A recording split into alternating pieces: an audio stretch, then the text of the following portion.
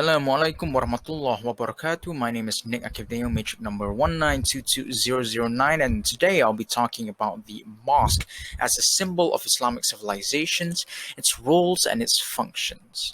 So, first we have to ask, what is a mosque? Well, a mosque is commonly known as a place whereby Muslims go to pray to Allah. However, the word masjid has a more extensive meaning, as we will learn later on. So the origin of the word mosque came from the word or derived from the word sajada, which means to prostrate to God. So therefore, the word mosque or masjid, sorry, came from the word sajada, meaning it is to worship, a place whereby we worship God. So now let's talk about the some of the indications that the mosque are important. So according to Prophet Muhammad sallallahu alaihi wasallam, upon arrival in Medina, he constructed a mosque and encouraged the Muslims to build and pray in it. As we can see in the notes that he's Prophet Muhammad sallallahu alaihi wasallam has said that whenever or whoever builds a mosque for Allah, Allah will build a similar house in Jannah. And also that in congregational prayers whereby people pray together, the amount of blessings is 27 times better or bigger than the person who is praying alone at home. So some of the other indications are from Muslim rulers, whereby Muslim leaders would commonly construct a mosque and support the mosque financially. So a mosque has a symbol of Islam, meaning that a mosque shows that Islam has conquered that place and has kind of destroyed this disbelief between in around that area. So the next is to consider, what is a mosque? Well, a mosque is, of course, as we see nowadays with the beautiful architecture and beautiful designs, um, they are beautiful and of course very lavish. However, back then, especially during the time of Umar Farouk, the mosque were nothing more than just, well, I wouldn't say nothing more, but they were not necessarily lavish. They were just very basic structures. They, for example, as cited, that the mosque was typically built with unbaked bricks. The roof would be made out of palm leaves, and when it rains, the floor would get muddy because there was no flooring, it was just dirt.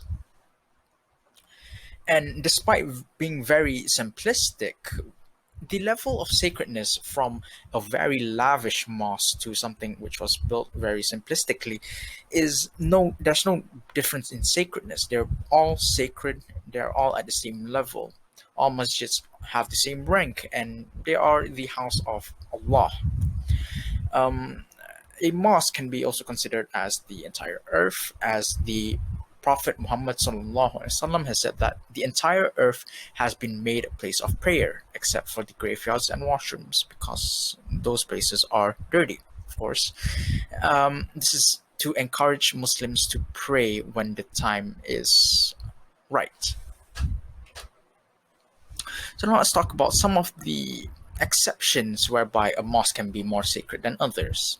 Of course, we have the tree mosque, which is Masjid al-Haram, which is located in Mecca, and of course, it's the current location of prayer. And then we have Masjid al-Aqsa, which is the furthest mosque located in Jerusalem. It is, last time back then, it was the direction of prayer, how it's changed to Mecca, and the first mosque to have ever exist according to the Prophet. And then we have the Masjid Nabawi, the prophetic mosque, whereby it is located in Medina, and it is location whereby Prophet Muhammad stayed after the migration from Mecca. And over there we can see his tomb. Then we have the functions of a mosque, well, the past functions. Back in the past, the mosque played a very important role in society, especially in the Ummah. The mosques acted as a place for education, lawmaking, administration, courthouse, jailhouse, and the barracks, which is a place whereby armies train and then are deployed. The education was very good during this time. This made the Islamic society very well established. But however, during the time whereby many people were going to this mosque, it disrupted the sacredness of this mosque, making the education institutions separate from the mosque due to, of course, the distractions of noise. And then we have the reasons for limitation. Nowadays, we don't really use the mosque as I mentioned today. We just use it for worship reasons and also a bit to learn about the Quran and the Hadith. Some of these reasons come from, of course, there are many forms of these reasons, but mainly it's due to these four. We have the separation of church and state. The functions of masjids today as well is very limited compared to the past because of the idea whereby politics cannot be, or religion cannot be in politics. However, in Islamic belief, this is wrong. Islam is a way of life, not just a certain area that we cover from time to time. And then we also have the loss of interest. Governments and politicians might not be as religious as people were back then, meaning that there's less contact and support for the masjids. So we have the emotional factor whereby people lose iman. Nowadays, despite the masjids being more lavish, people rarely go to the masjid as often. We also have the influence of foreign entities. So in the context of Malaysia, back during before independence, the colonization by the British converted Islamic law to English law, meaning that the influence of Islam is less now. Then we have the general roles of a mosque. A mosque helps communicate between man and God. Prayers can be done anywhere, and masjid is the best place as it helps the concentration of the purpose of praying to God. The unity of the ummah. So in masjid is where, despite where you're from, how much you have, you all stand in line to pray to one single maker, and that is Allah. We have enlightenment, whereby we go to the masjids for sermons, pondering about divine knowledge, reading texts, and this can improve our iman. And then we have the temporary removal of the world and reminder of the hereafter. So in the masjid, we typically disassociate what we have in our current day life to concentrate to God, and this burden we remove this burden when we go to the masjid.